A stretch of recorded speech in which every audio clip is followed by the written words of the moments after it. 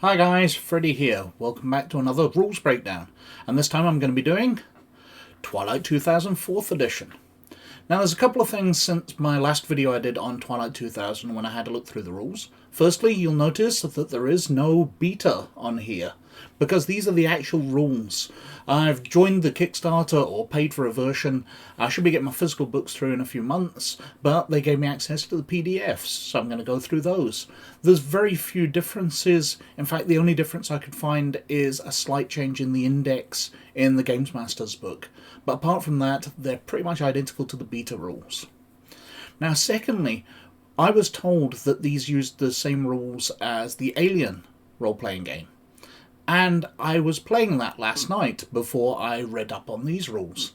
And they are radically different. They bear certain aspects. The ability to push skills, for example, is the same, but the way they work is completely different. So I will get around to doing Alien at some point, but at the moment, these are really, really different rules. Now, I've flipped on to page 21 for the skills section, because here's an example character sheet. Now, as you can see, there are 4 attributes: strength, agility, intelligence, and empathy. And there are 3 skills under each. So, 12 skills in total, 4 attributes.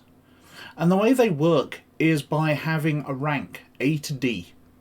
Now, if I skip forward to page 44, or thereabouts, here we go. We can see the level you've got. So, A through D. If you've got an F, you have no skill in a thing at all. And depending on that, you roll a certain type of dice. And you're rolling them against a target number of 6. Now, the game comes when you buy the box set with special dice which are marked with hits and fails. Now, the hits are anything higher than a 6. So, on a D6, only on a 6. But on a D12, a 6, 7, 8, 9, 10, 11, 12 will succeed.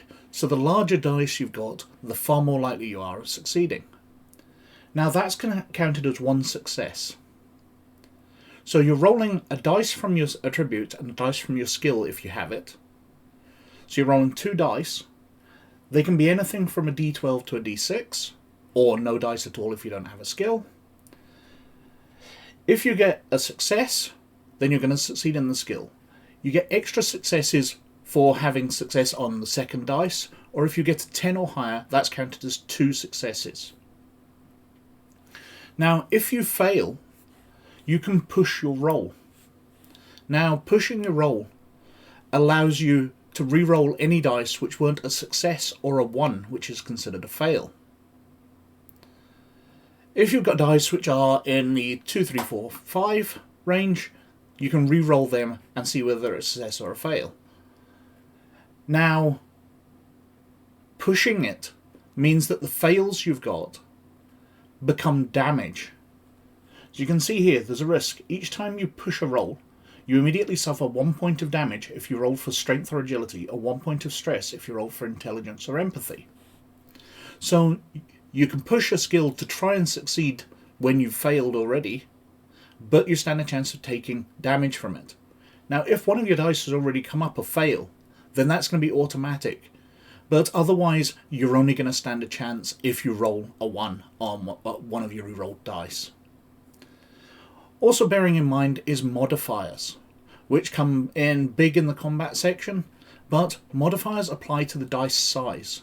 So if you've got a +1 modifier, and you've got dice of a D10 and let's say a D8, then your D10 becomes a D12. Likewise, if you've got a -1 modifier, your D10 will become a D8.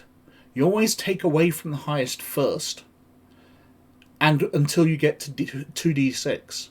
And then any further ones take away one of your dice. You cannot go below 1D6, and you cannot go above 2D12 for any roll.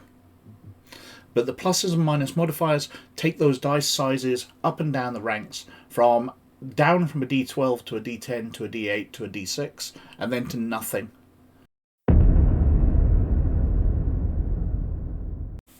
Now I've turned to page 54-55 for initiative. Initiative in Twilight 2000 4th edition is done through a series of cards. You should have cards numbered 1 to 10. And each player and Games Master character draws a card. Now obviously if the Games Master's running a group of enemies, they'll just draw one card between them. Multiple actions, if you happen to have them, and they're very rare in the game, you would draw multiple cards for the multiple actions. But you draw the cards and everybody goes from low to high. So card number 1, card number 2, card number 3, 4, 5, 6, 7, 8, 9, 10. Now obviously there's only one copy of each card, so only one person goes in each initiative phase. And it's as simple as that. You draw your cards, you go in that sequence. Now if you're using dice, obviously you could roll d10 and just declare if you roll the same as somebody else, you need to re-roll.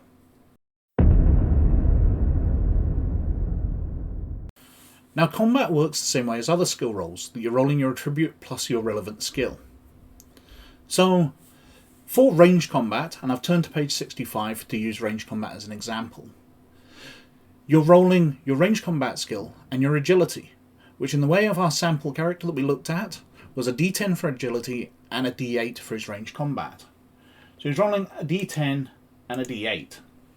However, there's a list of modifiers here. So if he's doing a quick shot without any aiming, he's got a -2 modifier. So that would become a d10 and a d8, down to a d8 and a d8, down to a d8 and a d6 he would be rolling. If he's got a telescopic sight and he's using slow aim, he's got a +1 and +2 modifiers. If it's at medium range, it's -1. If it's long range, it's -2. If it's extreme range, it's -3. If the target is defenseless and in the same hex, so up close, it's a +3. And all these modifiers, so heavy rain or wind, dense smoke, darkness, etc., those modifiers get applied. So your skill goes up or down. But we'll just use the base skill for the moment. So we roll, and we get a 10, which is 2 successes, and a 6, which is 1 success. So we get 3 successes. So he hits the target, but he has 2 net successes on top of that.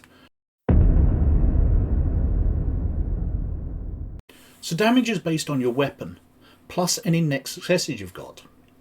So we'll say that the guy's just using a combat pistol, which is damage 1. But that takes it up to damage 3. Now, if he succeeds in doing more than 2 damage, he actually does a critical. But, because he's only firing a pistol, it adds 1 to the enemy armour if they're wearing any. If they're not wearing armour, then they don't get the benefit of that, they just take the normal damage. But if they're wearing armour, they get a +1 to that. Now, going on a few pages to the armour, we need to go to page 127. We can see that most armour only has ratings of 1. So we've got a steel helmet, armour rating 1, weight 1, price 25. Kevlar helmet, the same, flak jacket 1, and we've got a plate vest which actually offers 2. Now, armours do not stack. You can't wear various different types of armour and layer it up. You only get the highest rating. But there is a reason that you might want to wear more than one type of armour, because if damage penetrates armour, then the armour rating goes down by 1 as the armour is damaged. So we have the pistol doing 1 damage, taking it up to 3. If we're shooting at a target, they're wearing a flak jacket, for example, that takes it down to 2. So you've done 2 damage to your target. Now that equals a critical, so you're getting critical damage as well. Now if we flick back a few pages, or quite a few pages, and I'm going back to 64.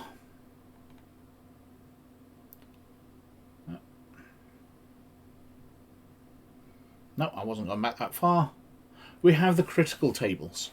So you roll 1d6 to decide where it's going to hit. If I go back, we can see on a 1 it hits the leg, on a 2 to 4 it hits the torso, 5 it hits an arm, 6 it hits the head. So you roll a d6 to see where your damage is hit. You take into account any armour from it, and then you apply your critical as well. So if you hit somebody in the head, you'd roll a d10 and they could get a gouge die. Their range combat and recon -2, and it is permanent. So that is permanently marked on their character sheet and they get those disadvantages forever. Whereas other ones will take a while to heal. But some of the critical hits can last forever, other ones only last a short time.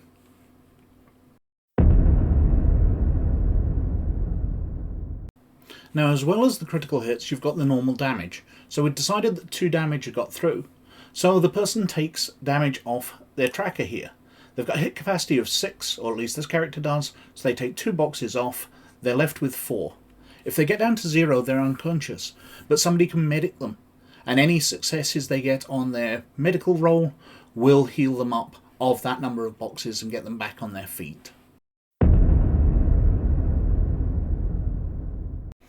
And finally, experience. Experience can only be spent on increasing skills, and the chart here on page 40 shows to get a skill at rank D, you spend 5 experience.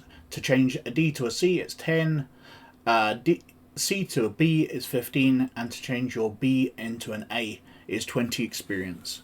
Now you gain things as you go up. You gain coolness under fire for how well you did in adventures. You'll obviously gain equipment and that, but experience is spent only on skills. You cannot increase your attributes in 4th edition. So that is the very quick rundown of the rules in 4th edition Twilight 2000. Now, I think they're quite interesting rules. I'm not a massive fan of how simple they are, but that's quite fast. As I mentioned at the start of the video, I was playing Alien last night, and these are a massive improvement on the rules in Alien. Alien has a big flaw in it where it's way too easy to fail on something, because basically you've got as much chance of rolling a success as you have of fail. But that's a different matter. On Twilight 2000, these are solid rules. I can see them being very fast to play. It's a very deadly system and could be a whole load of fun. I'll be playing it in a few months' time. The same guy who's running Alien at the moment intends to run Twilight 2000, so I will update you when that happens, and I'm looking forward to it a lot. I love Twilight 2000, and this is a really solid version. Anyway, I think I've whittled on for quite long enough as usual. Thank you very, very much for watching. Please like, subscribe and comment below, as it does do me massive favours with the YouTube algorithm. But as always, most of all, you look after yourselves, and I'll catch you later. Bye now.